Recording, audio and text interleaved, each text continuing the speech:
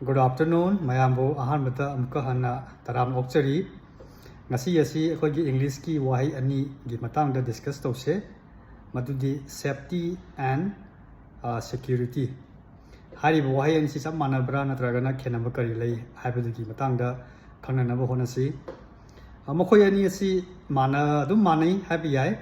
moisi protection gi matang da sum sisinabani. Adubu makhoi gi meaning di khenai. Ado meaning kena base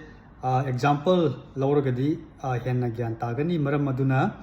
example se akogi safety gi hana pije rakhe akogi yumda balcony da natragana staircase da railing happy do safety feature ni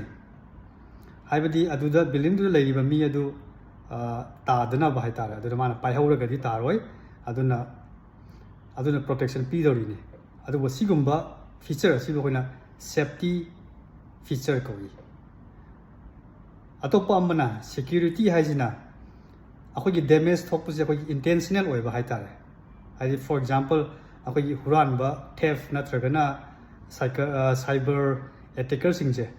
akhoi computer dagi natraga yumda gi moje poche huran ge haina thawoina tawibom yawe ba haina thawoina tawriba damage se chijina akhoi security da related oi aduna si tholage hai taragadi akoina compound wall ga khagatna ama tawriba adidi thong pasan lonjindana adidi akogi laptop ta computer da akogi antivirus ka haptana khotna aduga secure oidaba adune secure oidaba website hanganu ga haibirise si karigino hai matamda akogi intentional damage thoktori ne ba haibadi kanagumba amana tawroge haina akogi pocheji moina loghi deine haitare aduna tawrogi haina tawbuduna security kawi aduga ahan bagiduna safety adu makhoi ani se kamaina mu khena ge hai matamda ahan bagidudi akoina balcony ro se matai da chapi draga lore haidi moi akhoi da laga damage tawroye ba adu ani subadudi akoina khangdringai da